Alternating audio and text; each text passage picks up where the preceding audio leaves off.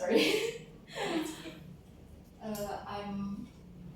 I'm reaching the best speaker in this year. I'm reaching the best speaker in international foreign policy called Ironic.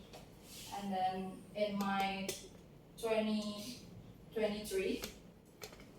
I'm doing international community services for the Rohingya refugees. Thank you very much, Madam. Oke, selanjutnya mungkin bisa disebutkan dan dijelaskan secara singkat mengenai potensi beberapa pariwisata khususnya yang ada di Desa Waru, Kecamatan Waru dan yang ada di Kabupaten Sidoarjo. Oke, baik. Untuk potensi wisata di Desa Waru yang sekarang saya lihat, yang sekarang sangat terlihat itu di Mas District. Nah, itu dari situ menurut saya itu sangat bisa menjadi potensi wisata di Desa Waru karena lokasinya yang strategis. Jadi kita yang orang Sidoarjo itu nggak perlu jauh-jauh ke Surabaya Pusat untuk melakukan perbelanjaan karena di situ juga sudah lengkap. Dan menurut saya potensi di Desa Waru ini bisa lebih digali lagi karena itu tidak menutup kemungkinan untuk Desa Waru menjadi diadakannya desa wisata. Jadi mungkin bisa digali lebih dalam lagi tentang potensi dari Desa Waru. Itu kalau di Desa Waru. Kemudian selanjutnya yang ada di Kecamatan Waru dan yang terakhir nanti di Kabupaten Sidoarjo. Oke, baik. Untuk di Kecamatan Waru sendiri, yang banyak saya temui sekarang itu ialah pemancingan. Nah, mungkin di situ kita bisa lebih memperbaiki fasilitas dari pemancingan itu. Mungkin bisa ditambahi fasilitas seperti playground anak. Jadi nggak cuman wisata pemancingan aja. Kalau wisata pemancingan kan identik sama bapak-bapak aja yang mancing. Nah, kalau misalnya kita di situ tambahkan fasilitas-fasilitas seperti playground, terus kita tambahkan fasilitas seperti mungkin kolam renang, itu sangat bisa menjadi potensi wisata di Kecamatan Waru.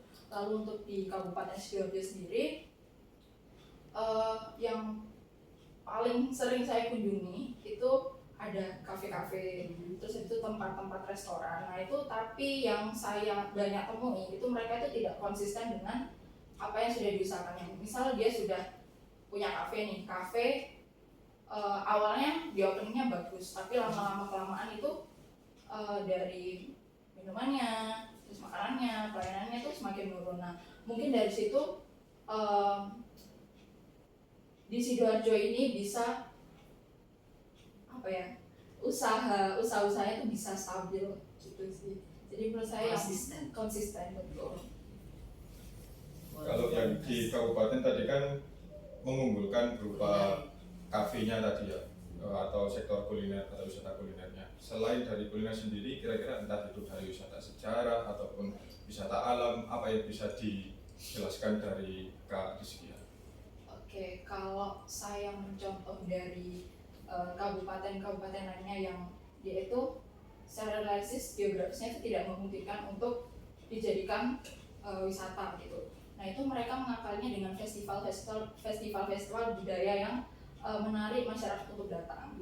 Nah setahu saya di Sidoarjo itu ada beberapa festival, tapi kayak banyak orang itu yang belum tahu, entah itu mungkin festival yang baru atau kurangnya promosi. Jadi mungkin menurut saya di Sidoarjo ini bisa lebih diadakan lebih banyak festival budaya atau festival kuliner kayak yang di Surabaya itu mungkin festival rujak ulek, terus festival kayak Remo. Kalau yang di Surabaya itu kan sudah kerjasama sama Jepang gitu. Nah, mungkin di Sidoarjo juga bisa melakukan seperti itu. Hari ini saya ketemu turis asing dari Jordan ya, dan dia itu mengunjungi lumpur Lapindo. Ya, menurut dia itu wisata bukan? Wisata. Iya. Jadi ini saya coba menjelaskan dari ilmu yang pernah saya diajarkan di sana. Jadi di pariwisata itu ada namanya dark tourism. Jadi dia pariwisatanya itu terbentuk karena sejarah yang kelam. Jadi sekecil enggak kecil sih. Ya memang itu Lumpur Lapindo historisnya mungkin kelam, memakan banyak korban. Terus juga mungkin bagi kita sendiri warga Sidoarjo itu cuma Lumpur Lapindo, apa sih yang mau dilihat? Tapi bagi orang luar itu sesuatu yang something, sesuatu yang amazing. Jadi sekecil apapun potensi yang ada di Sidoarjo ataupun di desa kita ataupun di kecamatan Warunya itu tidak bisa dianggap sepele. Jika kita bisa mengolahnya, kalau misalnya kita bisa merawatnya, itu bisa menjadi potensi pariwisata. Sedikit menyinggung mengenai festival yang di Kak Rizky disebutkan. Sebenarnya memang Sidoarjo itu sudah banyak festival yang dibikin. Cuma emang ya besoklah tugasnya dari Kak Rizky buat mempromosikan beberapa festival yang akan diadakan oleh terutama di Dispora Purba Sidoarjo.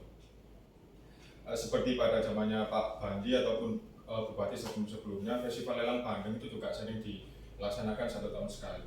Kemudian Pak Bandi kemarin juga barusan membuat festival Jayandaru. Jadi seluruh organisasi tokoh masyarakat dikumpulkan jadi satu di lingkup kabupaten. Jadi emang sebenarnya festival sudah ada, namun mungkin kurang menyebarluaskan itu tadi di kalangan Gen Z ataupun milenial, seperti itu. Yaudah, selanjutnya pertanyaan ketiga. Misalkan nih Kak Rizkia telah terpilih menjadi perwakilan di Desa Waru, kira-kira tempat apa yang ingin kamu promosikan?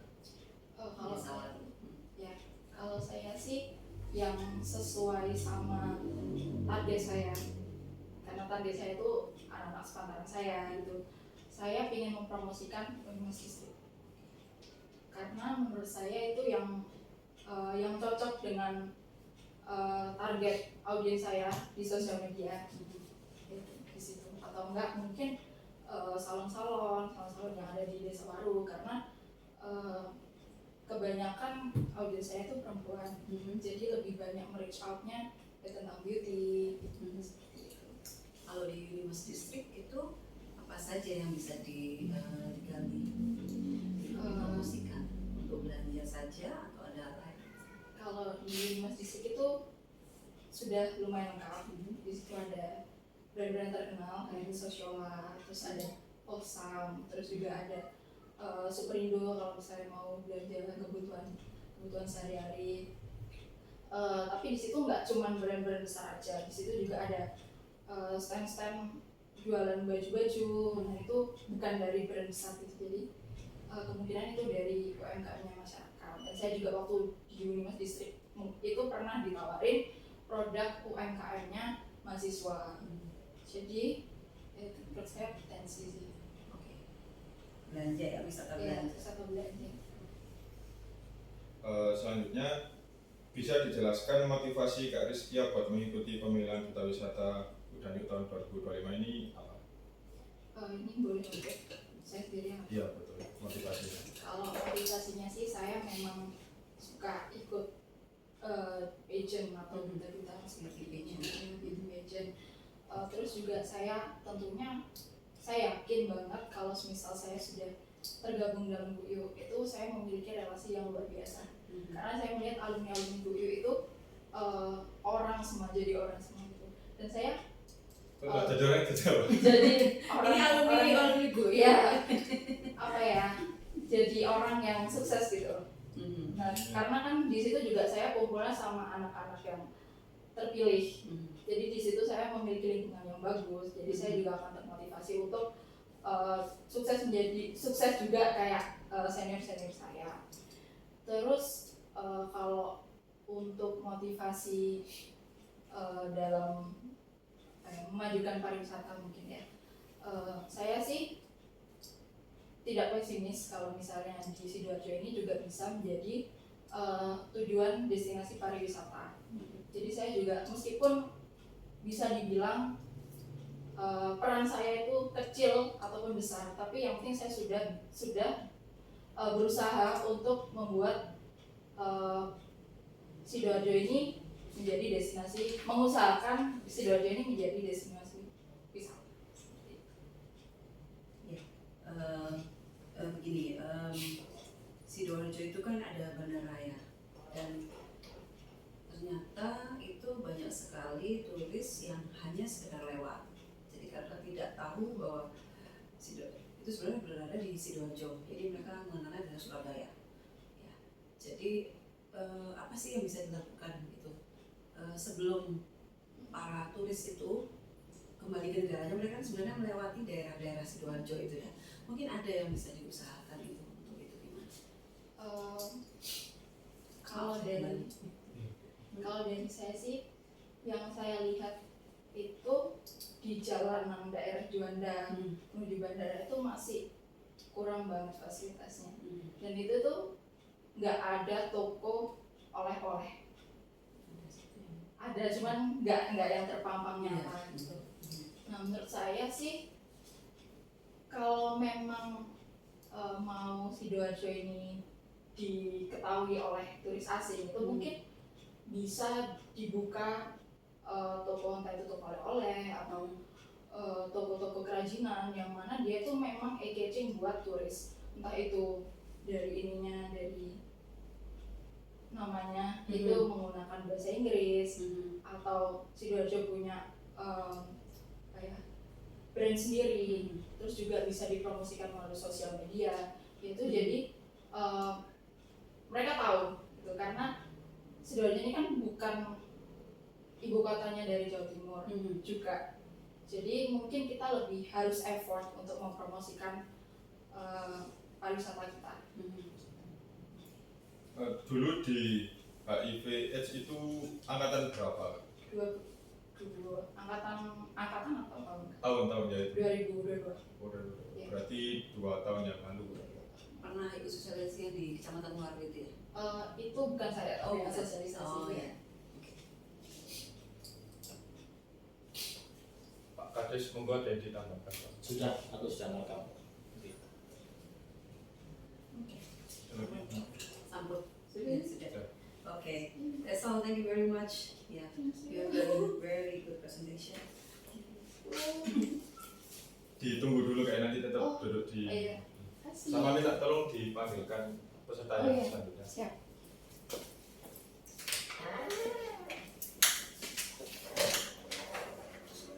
Untuk lanjut.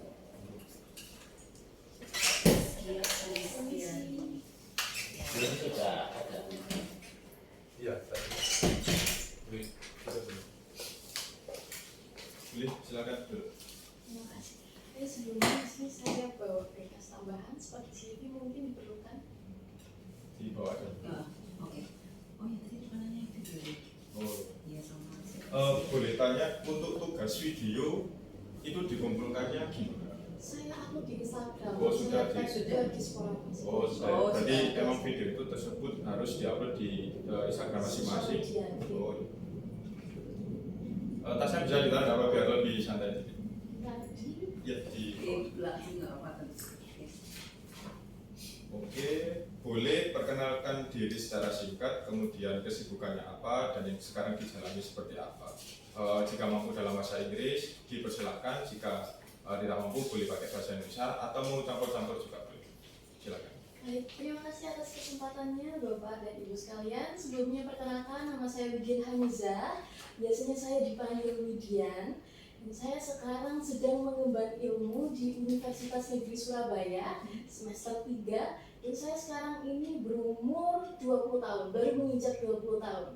Dan saya saat ini sedang berkuliah di jurusan Teknik Informatika, di jurusan teknologi, di mana saya memenuhi background yang tidak ada di keluarga saya. Mereka ada di background pendidikan dan juga kesehatan, sehingga saya harus nyemplung ke teknologi supaya beragam keluarga saya. Lalu selanjutnya untuk kesibukan saya akhir-akhir ini, saya aktif dalam organisasi mahasiswa penggerak anti kekerasan seksual di UNESA di bawah naungan Direktorat Anti Kekerasan Seksual, Isu dan Strategis. Lalu yang kedua, saya juga aktif dalam kegiatan UKM, 2 UKM, yaitu UKM Cakra Harmoni, di mana di sana berfokus pada isu strategis anti kekerasan seksual dan juga bela negara. Lalu yang ketiga tadi UKM Broadcasting, di mana saya punya background yang ceria. Saya suka sekali membuat konten, reporting, dan juga membuat naskah. Nah, kenapa saya masuk ke UKM Broadcasting? Di sana juga saya sibuk kepanitiaan, banyak acara seperti webinar atau lomba pentas kebangsaan dan lain sebagainya. Oh iya, ini lagi, mohon Ya, maaf boleh. ada yang tertinggal. Lalu ketika saya luang, fun fact, saya nggak suka waktu luang. Jadi ketika saya gabut atau mungkin wah kok bosen banget, saya selalu ikut volunteer. Apalagi volunteer mengajar, saya suka sekali ketemu dengan anak-anak. Seperti itu. Tadi kan Kak Widian banyak sekali mengikuti organisasi, bahkan organisasi pun ada kurang lebih 3, UKM-nya ada 2 dan 1 organisasi tersebut. Kira-kira dalam membagi waktu mengikuti organisasi yang banyak itu seperti apa? Kadang kalau kita mengikuti satu organisasi pun jadwal dari organisasi tersebut kan sudah terlalu rapat. Nah, misalkan dalam organisasi yang diikuti semua itu bentrok semua nih jadwalnya. Nah, Kak Widya itu bakal milih yang seperti apa? Ya, baik. Jadi ada alasannya kenapa saya pilih UKM Cakra Harmoni dan Broadcasting. Karena kedua UKM itu sifatnya fleksibel, Kak. Jadi ketika saya ada kesibukan yang lain yang lebih penting, saya bisa meninggalkan UKM karena dua UKM ini bersifat fleksibel seperti itu. Lalu untuk organisasi anti penggerak anti kekerasan seksual, di sini saya pilih 1 untuk organisasi saya di lingkungan kampus.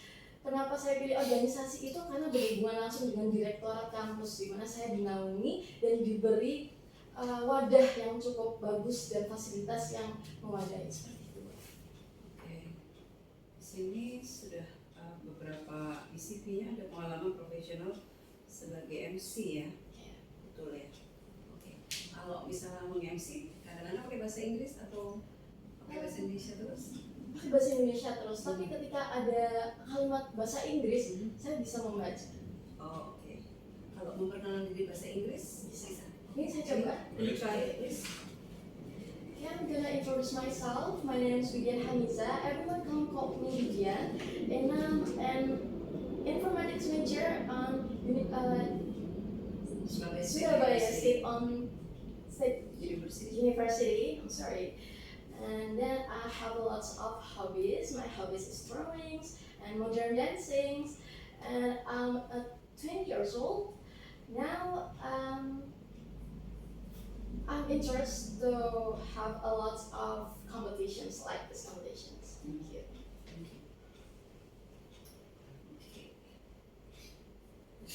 Oke, selanjutnya ya Mbak Widian bisa menyebutkan apa saja dan menjelaskan secara singkat potensi wisata yang ada di Kabupaten Sidoarjo, di Kecamatan Waru dan di Desa Waru. Oke, mungkin saya sebutkan dulu yang di Desa Waru dulu ya. Oke. Jadi kemarin itu saya mengobservasi beberapa potensi wisata di Desa Waru. Salah satunya itu di BPBD, Badan Penanggulangan Bencana Banjir. Di sana ada wisata edukasi bencana. Dan sebelumnya itu saya nggak tahu ada pusat wisata di sana, Ibu. Jadi saya tahu itu setelah adik saya ada kunjungan ke sana. Jadi adik saya itu cerita, Kak, besok aku ada wisata atau BPBD. Saya kaget, Ibu, karena kok BPBD ada tempat wisata gitu. Setelah adik saya sudah mengikuti wisata edukasi di sana, baru pulangnya adik saya cerita ke saya. Saya penasaran dong, tadi kamu belajar apa di sana? Ternyata dia di sana itu diajari banyak peralatan untuk penanggulangan banjir, cara memakainya dan juga pencegahannya. Nah, di situ saya tertarik, Ibu. Loh, kok selama ini saya nggak tahu gitu. Begitu kemarin ada program dari Guyup ini mengangkat satu desa dan 1 duta dan harus tahu potensi wisata di desanya. Saya baru langsung ingat, oh ya BPBD ini bisa saya angkat sebagai potensi wisata di desa saya. Lalu yang kedua ini Unimas District, Ibu. Jadi kemarin saya baru saja ke Unimas District untuk mengecek di dalam itu sudah seperti apa, sudah banyak tenan kah, atau banyak orang yang kesana, banyak orang yang tahu kan di dalam ini ada stand apa saja yang buka di sana. Saya datang ke sana dan sayang sekali masih sepi, bahkan di sana itu ada fun world, banyak anak-anaknya seharusnya ramai seperti di tahun sebelumnya itu namanya apa Fun City ya ketika saya kecil itu, karena dulu dia Giant ya itu dulu ramai sekali. Tapi kok sekarang saya ke sana ada Fun World yang bahkan lebih luas, lebih lengkap, kok malah sepi gitu. Jadi kalau saya telisik itu karena banyak faktor. Yang pertama marketingnya ibu, marketingnya kurang meluas dan nggak banyak orang memviralkan di sosial media, apalagi di TikTok. Jadi saya mau tahu di dalamnya ada apa aja itu di sosmed susah. Jadi saya harus kesana dulu buat tahu di dalamnya itu ada apa baru bisa menarik perhatian orang-orang seperti itu. Oke. Kalau untuk yang di Kecamatan Waru? Kalau di Kecamatan Waru mungkin lebih ke potensi pertaniannya ibu. Jadi sekolah saya itu kebetulan di SMPN Negeri 4 Waru di Pabean sana di Jatasari masuk sana. Nah di sana itu banyak sekali tempat sawah persawahan tapi bahasanya ngelaprak kayak gak terkondisikan gitu, gak terawat. Nah di situ suayan sekali ibu. Saya biasanya dan di sana itu banyak rumput-rumput ilalang yang nutupin sawahnya, bahkan itu kan sayang sekali ibu. Nah di sana itu kadang saya lewat saya kayak berpikir ini gimana ya kalau misalnya dibuat seperti wisata pertanian, walaupun segi cuaca dan iklim itu kita nggak mendukung ya, nggak seperti di Malang atau di Tretes gitu. Tapi saya yakin dengan tumbuh-tumbuhan yang bisa tumbuh di iklim Sidoarjo ini, terong, pare itu kan bisa dibuat pertanian edukasi di sana ibu. Jadi tempat-tempat yang ngelaprak yang banyak tempat ilalangnya itu sebenarnya bisa loh dimodifikasi menjadi tanaman-tanaman yang bagus, bahkan diberi tulisan ini tanaman apa, manfaatnya apa, seperti tanaman toga gitu. Jadi orang itu bisa lewat, bisa sambil menikmati, juga bisa sambil belajar. Kalau untuk yang Kabupaten Sidoarjo? Untuk Kabupaten Sidoarjo itu ini ibu. Jadi di alun-alun Sidoarjo itu kan luas banget. Weekend itu banyak sekali anak-anak di sana. Nah, saya tuh kadang kepikiran punya ide kalau gimana di alun-alun ini ada space untuk membaca gratis. Jadi karena di sana saya lihat banyak anak-anak, nah anak-anak di sana itu kadang hanya main doang, kadang main bola nggak pada tempatnya gitu. Jadi seenggaknya ada satu space di alun-alun. Apa di alun-alun ini kan tempatnya, bahkan orang kalau mau datang ke Sidoarjo di Sidoarjo ada apa sih, akhirnya ke alun-alun kayak gitu. Nah seenggaknya di Sidoarjo itu ada tempat di mana orang bisa refreshing sambil belajar. Jadi untuk anak-anak juga. Karena kapan hari itu saya lihat ada kasus itu di Twitter. Jadi di alun-alun mana saya lupa, Kediri atau di mana. Pokoknya di alun-alun itu ada orang membuka lapak membaca gratis, tapi diusir sama Satpol PP. Mungkin karena tidak ada izin tempat gitu ya Bu. Saya nggak tahu kalau di Sidoarjo ini gimana. Tapi sebenarnya itu bagus, cuman mungkin harus ada izin yang tepat atau program yang bisa di-announce dari pemerintah. Untuk pertanyaan selanjutnya, mungkin ini sedikit sama dengan pertanyaan kedua, namun ingin menitik fokuskan kepada satu, yaitu jika kamu menjadi perwakilan Desa Waru, kira-kira tempat apa yang ingin kamu promosikan. Jadi salah satu tempat yang memang ini cocok banget nih buat potensi ataupun buat salah satu tujuan orang-orang buat datang di situ yang ada di Desa Waru. Salah satu potensinya itu di desa ya atau di Desa. Di desa mungkin karena strategisnya dengan jalan raya itu Unimas District Bu. Karena di sana juga parkiran luas banget. Saya masuk loh kok sepi, parkirannya jadi UMan sekali Ibu.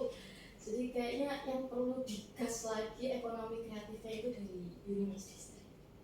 Karena di sana banyak sekali loh Bu, kafe-kafe di depannya itu cocok banget buat mahasiswa kayak saya yang nugas biasanya suka bingung cari tempat di mana buat nugas yang enak. Itu sebenarnya di depan Unimas District itu enak sekali Bu. Berarti wisata kuliner dan wisata belanja. Iya. Oke. Oke, kemudian motivasi Kak Widian buat mengikuti pemilihan Duta Wisata Budaya Kabupaten Sidoarjo tahun 2025 ini apa? Bisa dijelaskan? Oke, untuk motivasi yang pertama pasti dari orang tua. Orang tua saya selalu mengajarkan saya ketika kamu menjalani hidup di lingkungan kamu itu seenggaknya kamu bermanfaat. Karena apapun alasannya untuk sukses membanggakan orang tua, sebenarnya semua itu kalah dengan gimana dampak dan manfaat yang kita berikan ke lingkungan kita. Jadi percuma kalau saya sukses untuk diri saya sendiri tapi gak berdampak apa-apa buat lingkungan saya. Jadi yang paling penting adalah bermanfaat dan berdampak baik bagi lingkungan saya. Seperti itu.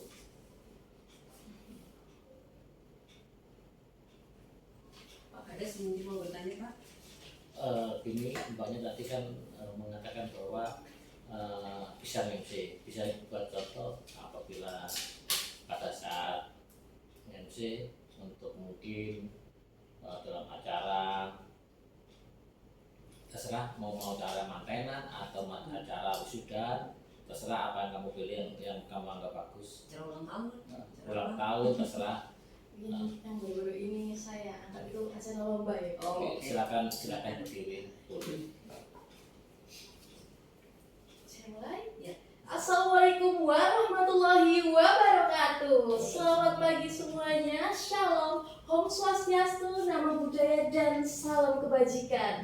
Perkenalkan, saya Widin Hamizah selaku Master of Ceremony. Hari ini akan mengangkat perlombaan pentas kebangsaan di Universitas Negeri Surabaya 2024. Oke, langsung saja kita mulai sambutan kepada Bapak Agus yang terhormat. Silahkan dipaparkan sambutannya. Lalu lanjut untuk peserta yang pertama, ada Widyan Hamizah dengan puisi berjudul Ibuku Pahlawanku. Silakan. Cukup. Terima kasih. Ini kan dadakan jadi kurang prepare. Tingginya berapa? 165 kurang lebih, mungkin lebih sedikit. Oh iya, 165 ya. Katanya siapa tingginya berapa? 160 bisa dikatakan. Jadi Mungkin. saya ngobrol ibu. Oh, iya. Ke kakaknya. Oh nggak salah tadi 155 kata kakaknya. Oh. Rumahnya di luar mana Kak? Di Jalan Jenderal RW Tanya Pak. 3. RW 3? Iya, RW 3. Oh, itu. RT 5. RW 3 RT 5 di sebelah mana ya? Di belakangnya BPBD. Pas. RW 5 RT 3 maksudnya. Oh iya, kebalik. Oh, Pak RW. Nggih. Pak Masudi ya. Nggih. Kelas kedua SMA 1 Sidoarjo. Kalau organisasi di kabupaten pernah mengikuti apa gitu? Belum. Jadi fokus di Iya, universitas ya. Makanya saya baru kepikiran loh, kok saya nggak pernah nyemplung ya ke lingkup luar kampus saya. Saya Atau mau ikut kata desa juga boleh nggak apa? Nggak mungkin ikut. habis ini Iya, mungkin. ikut aja. Iya.